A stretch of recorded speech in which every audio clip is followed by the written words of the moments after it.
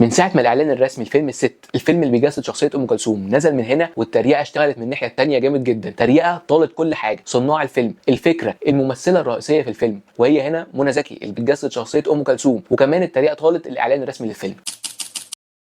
الفكره هنا لما يكون في عمل معمول قبل كده وبيتعمل او بيعاد انتاجه مره جديده، بيكون صناع الفيلم عندهم عرض او طرح جديد محتاجين ان هم يطرحوه، في حاجه جديده حصلت محتاجه ان هي تبان، او حاجه قديمه بس هم شايفينها بطريقه مختلفه فعايزين يعرضوها في العمل الفني الجديد ده. فالناس هنا بتسال هو فعلا هيكون في حاجه جديده تتقدم في الفيلم ده، ولا هيكون بس مجرد اعاده تشخيص للقصه بتاعت ام كلثوم اللي كلنا عارفينها.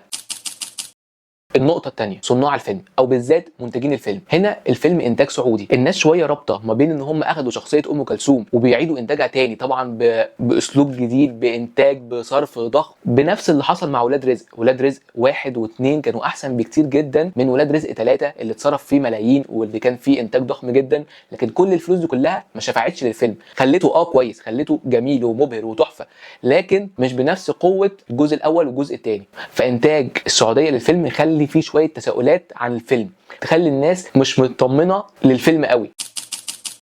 نيجي بقى للنقطة الثالثة، النقطة الأهم، منى زكي. منى زكي الناس كتير مش شايفة إنها شبه أم كلثوم أصلا، حتى في الإعلان الرسمي هم مركبين لها لغد كده وحاملين لها مكياج بطريقة معينة ممكن يكون مش قوي شبه أم كلثوم، رغم إن أنا يعني شايف إنها شبهها شوية. ومنى زكي ممثلة شاطرة، هتقدر توصل لنا الإحساس، هتقدر بحركات عينيها، بحركات إيديها، بوقفتها، هتقدر توصل لنا إن هي أم كلثوم. لكن الإعلان الرسمي مش طويل طبعا، مجرد أجزاء أو مشاهد صغيرة، مش مبينة كل ده، مش مبينة جودة التمثيل، لكن الشكل بقى العام، الصوره اللي ظهرت للناس مخليه الناس مش مطمنه قوي ان منى زكي هتقدر تجسد الشخصيه. خصوصا منى زكي نفسها عندنا معاها تجربه مش احسن حاجه لما عملت مسلسل بتجسد فيه شخصيه سعاد حسني. هنا منى زكي ما نجحتش قوي والمسلسل ما نجحش والناس ما تقبلتهوش قوي، فشويه الناس عندها تساؤلات او خوف من فكره ان منى زكي هي اللي تعمل شخصيه ام كلثوم.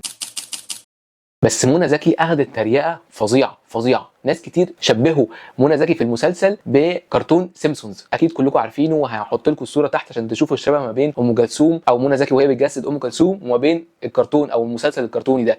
وكمان ناس ثانيه طلعت قالت ان أس عمل ام كلثوم احسن من منى زكي، وهسيب لكم الفيديو بتاعه تحت او الجزء من مسرح مصر اللي فيه أس عمل فيه ام كلثوم.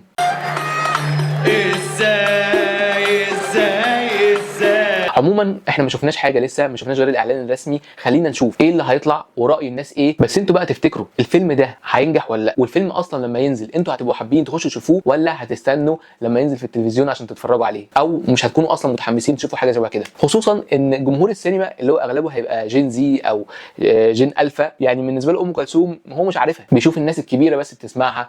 حتى اغلب الجيل ده مش بيتفرج على التلفزيون زينا زي زمان، مثلا كانت كل شويه هيشغلوا لك فيديو لام كلثوم، هيبقى في اغنيه لام كلثوم هتتعرض لك حتى لو انت مش عايز تتفرج عليها او مش عايز تسمعها، لكن هتشوفها في التلفزيون. لكن الجيل الجديد دلوقتي موجود ممكن يكون عمره ما شافها، يسمع عنها بس او ما يسمعش عنها كمان، فده بيخلي في تحديات كتير قوي للفيلم. خلينا نشوف، واظن انه هيكون عمل كبير، هيكون انتاج كبير، لكن هينجح ولا لا الله اعلم.